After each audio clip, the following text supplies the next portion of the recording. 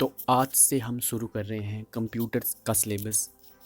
इस बार हम HP SSC JOIT HPU का JOA का एग्ज़ाम जो है इस बार तो हम निकाल कर रहेंगे। तो उसके लिए हम जान लेते हैं कंप्यूटर के बारे में। कंप्यूटर में आज हम करेंगे history, generation of computer and types of computer. बाकी का सिलेबस हम नेक्स्ट वीडियो में देखेंगे थोड़ा थोड़ा करके। तो अभी तक जो भी JOA के एग्ज़ाम हुए हैं उनमें ज़्यादातर उन्होंने माइक्रोसॉफ्ट ऑफिस से ज़्यादा क्वेश्चन पूछे हैं, जैसे कि एक्सेल के सबसे ज़्यादा पूछे हैं, फिर उससे थोड़े कम माइक्रोसॉफ्ट वर्ड के पूछे हैं, फिर एक्सेस के हैं, फिर पावर पॉइंट के हैं, और लैंग्वेज के तो उन्होंने बेसिक सा ही पूछा है। तो पहले हम थोड़ा कंप्यूटर के बारे में जान लेते हैं, उसके बाद हम जब ये सीरीज़ ख़त्म हो जाएगी उसके बाद हम लैंग्वेज के बारे में जानेंगे।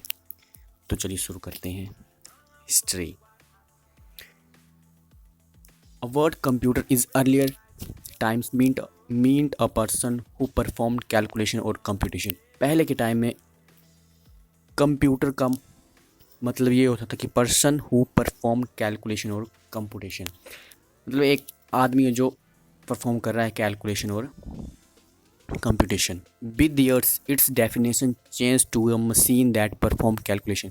तो साल बीतते गए और उसी के साथ इसकी डेफिनेशन भी चेंज हो गई कि मशीन जो है वो कैलकुलेशन को परफॉर्म कर रही है।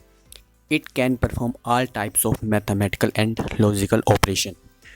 तो कंप्यूटर क्या करता है? मैथमेटिकल एंड लॉजिकल ऑपरेशन को परफॉर्म करता है। It can accept data, store data, retrieve data, process data and produce output. तो कंप्यूटर क्या करता है? डेटा को एक्सेप्ट करेगा पहले, फिर उसको स्टोर करता है, फिर उसको रिट्रीव भी करता है, यानी कि हम जो हमने डाटा स्टोर किया है उसको हम पुनः प्राप्त भी कर सकते हैं उसी से। फिर वो प्रोसेसिंग करता है और फिर हमें आउटपुट देता है। Charles Babbage was known as father of computer. तो चार्ल्स बेबेज को फादर ऑफ कंप्यूटर कहा जाता है, ये आप सभी जानते हैं। He invented two machine in 1822, introduced difference engine, and in 1834 introduced analytical engine।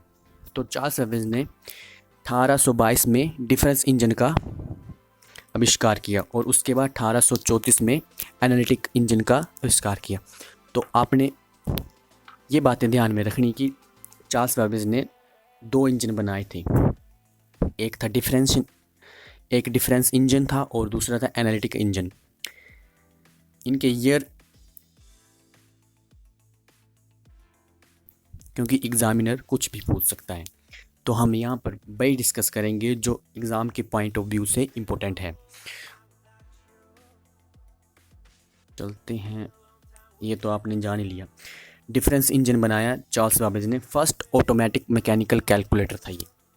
Difference engine जो था वो पहला ऑटोमेटिक मैकेनिकल कैलकुलेटर था जिसको चार्ल्स बेबेज ने बनाया था। दूसरा था एनालिटिकल इंजन, ये भी चार्ल्स बेबेज ने बनाया। ये मैकेनिकल जनरल पर्पस कंप्यूटर था और ये था मैकेनिकल जनरल पर्पस कंप्यूटर। फिर उसके बाद आया मार्क 1 जिसको फाउंड किया था कोनार्ड ज्यूस ने। World's first freely programmable computer, दुनिया का पहला फ्रीली प्रोग्रामेबल कंप्यूटर था मार्क 1। उसके बाद आया ENIAC। John W Mauchly and J Presper Eckert ने first general purpose programmable electronic computer बनाया। तो ये बात ध्यान में रखनी कि किसने पहला इलेक्ट्रॉनिक कंप्यूटर बनाया, तो वो थे John W Mauchly and J Presper Eckert. फिर आया EDSAC, उसको बनाया था जॉन वॉन न्यूमैन ने। First computer to store program, पहला कंप्यूटर जो प्रोग्राम को स्टोर करता है वो था EDSAC। जॉन वॉन न्यूमैन ने इसको फाउंड किया। उसके बाद आया EDVAC, अब फिर से John W Macaulay and J Presper Eckhart ने एडवैक बनाया, बाइनरी सीरियल कंप्यूटर। तो आपने ये इनका वर्किंग है वो याद रखनी कि कौन सा कंप्यूटर क्या करता था और किसने बनाया था, क्योंकि एग्जामिनर कहीं से भी क्वेश्चन पूछ सकता है कि बाइनरी सीरियल कंप्यूटर कौन सा था या किसने बनाया था, तो आपको ये याद रखना है। तो John W Macaulay and J Presper Eckhart ने 3 बनाया है, एनियाक बनाया है, एडवैक बनाया है और यूनियाक बनाया है। तो ये तीनों आपने याद रखने हैं। और ये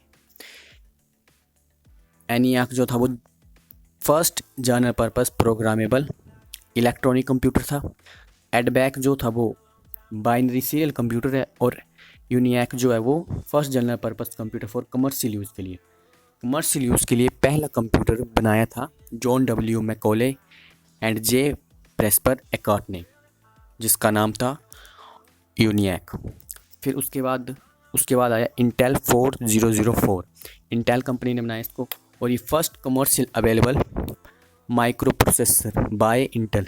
तो इंटेल ने first commercial available microprocessor बनाया जो कि एक 4-बिट CPU था, तो ये ध्यान में रखना है आपने। उसके बाद आया लीसा, लोकल इंटीग्रेटेड सॉफ्टवेयर आर्किटेक्चर। तो ये लीसा की फुल फॉर्म भी याद रखनी है, लोकल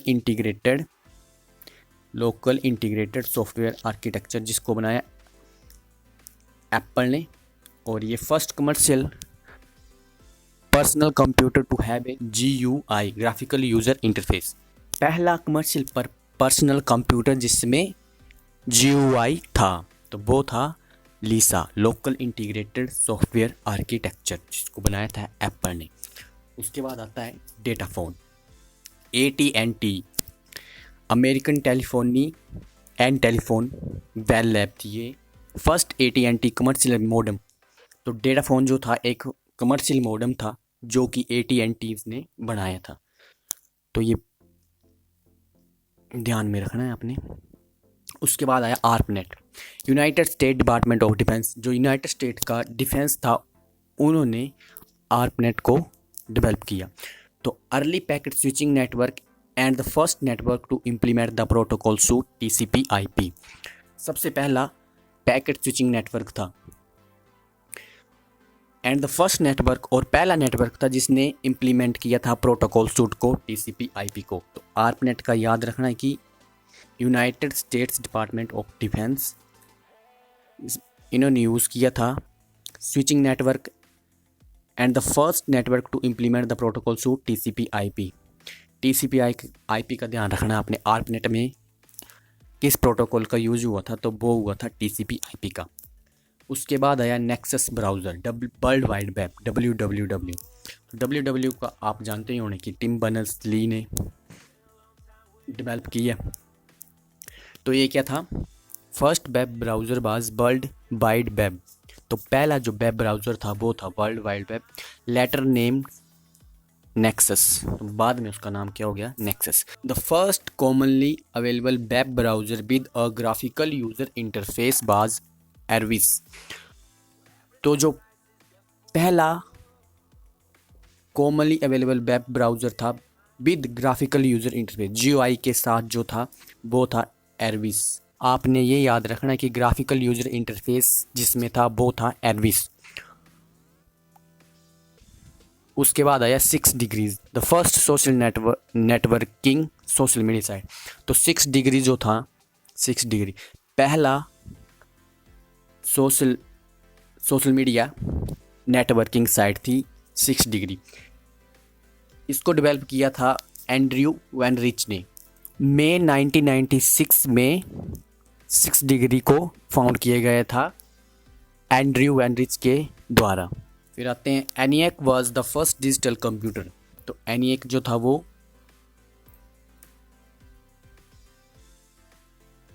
पहला डिजिटल कंप्यूटर था and it was invented by J Presper Eckert and John Macaulay at the university of the Pennsylvania and begin construction in 1943। ENIAC जो पहला फर्स्ट डिजिटल कंप्यूटर था जिसको बनाया J Presper Eckert and John Mauchly ने University of Pennsylvania में। It uses 18,000 vacuum tubes and a storing device. इसमें 18,000 vacuum tubes use की गई थी स्टोरिंग डिवाइस के लिए। They were also founders of the first computer company, और वो जो थे फाउंडर थे फर्स्ट कंप्यूटर कंपनी के।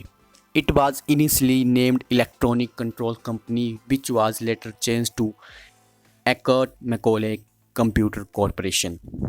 तो आपने ये ध्यान में रखना कि इलेक्ट्रॉनिक कंट्रोल कंपनी उन्हीं की थी पहले, जिसका बाद में नाम चेंज करके Eckert Mauchly Computer Corporation, and released a series of mainframe electronic digital stored program computer under the name of UNIVAC. फिर उन्होंने electronic digital stored program computer की एक सीरीज बनाई, उसका नाम था UNIVAC. MIT introduce the Whirlwind machine, first computer with RAM on March 8, 1955। तो MIT ने इंट्रोड्यूस किया व्हर्लविंड मशीन को। ये पहला कंप्यूटर था रैम के साथ। कब इंट्रोड्यूस हुआ ये? 8 मार्च को 1955 को। MIT जैसे हमारे यहाँ IIT है, वैसे ही MIT USA में है। तो चलते हैं अब generation of computer. Generation of computer, इस चार्ट में हम सिंपली तरीके से जानेंगे कंप्यूटर की जनरेशन को। तो फर्स्ट जनरेशन का पीरियड था 1940 से 1956 तक।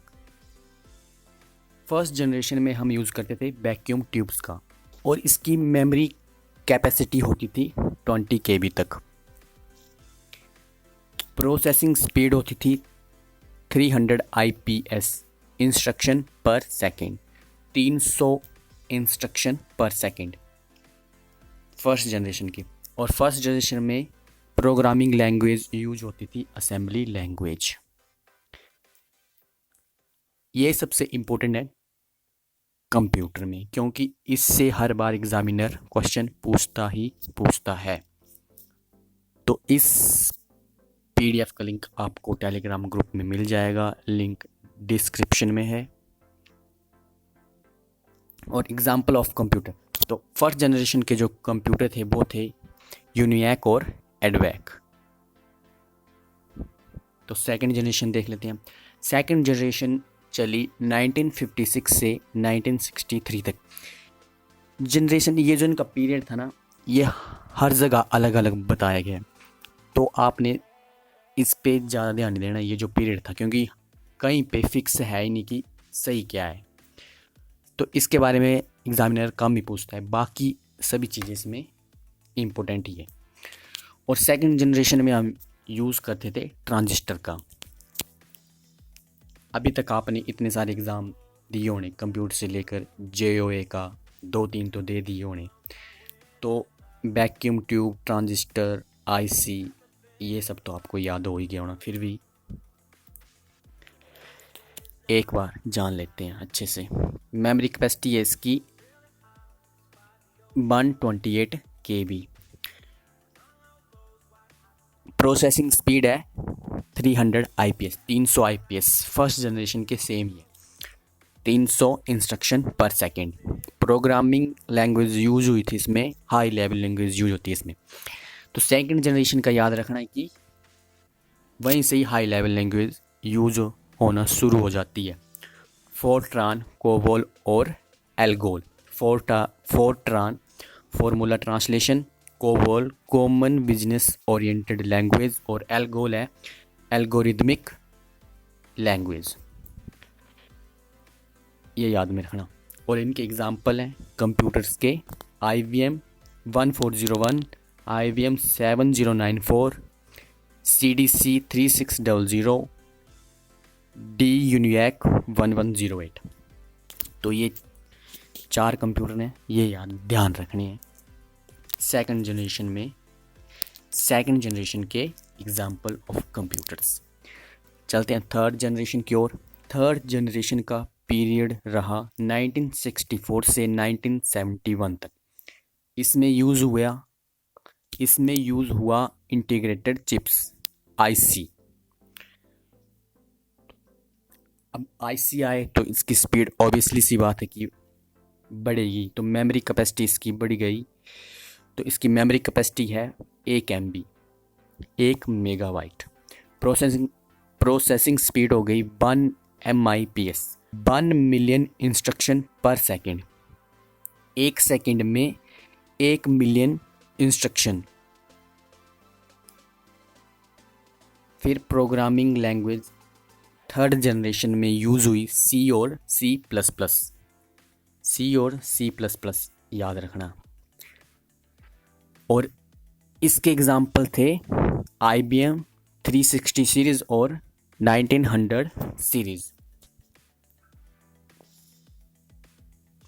फिर आई फोर्थ जनरेशन 1971 और प्रेजेंट में जो चल रही है। तो अभी हम यूज़ कर रहे हैं माइक्रो प्रोसेसर का, जो कि आता है BLSI, very large scale integration में। माइक्रो प्रोसेसर आता है वेरी लार्ज स्केल इंटीग्रेशन में। तो ये फुल फॉर्म आपने याद रखनी है, BLSI very large scale integration, ULSI, फिर SSI है small scale integration, MSI medium scale integration. तो मेमोरी कैपेसिटी इसकी 4th जनरेशन की सेमीकंडक्टर टाइप मेमोरी यूज़ होती है इसमें, और and very high. Processing speed आ गई फास्टर देन 3rd जनरेशन। तो 3rd जनरेशन में थी 1 मिलियन इंस्ट्रक्शन पर सेकेंड, और 4th जनरेशन में उससे भी ज़्यादा फास्ट है। लैंग्वेज इसमें कौन सी ऐड हो गई? जावा, C++ और जावा।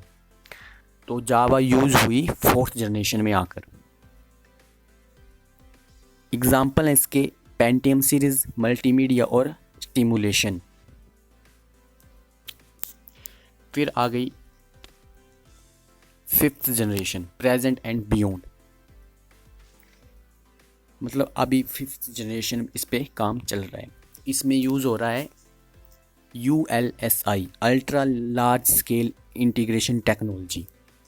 तो इसमें ULSI टेक्नोलॉजी यूज़ हो रही है, और इसकी मेमोरी कैपेसिटी है VLSI and ULSI, very large scale integration and ultra large scale integration.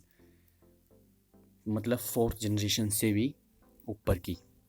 तो प्रोसेसिंग स्पीड इसकी वेरी फास्ट, इतनी फास्ट है इसकी प्रोसेसिंग स्पीड जितनी एक ह्यूमन ब्रेन की होती है।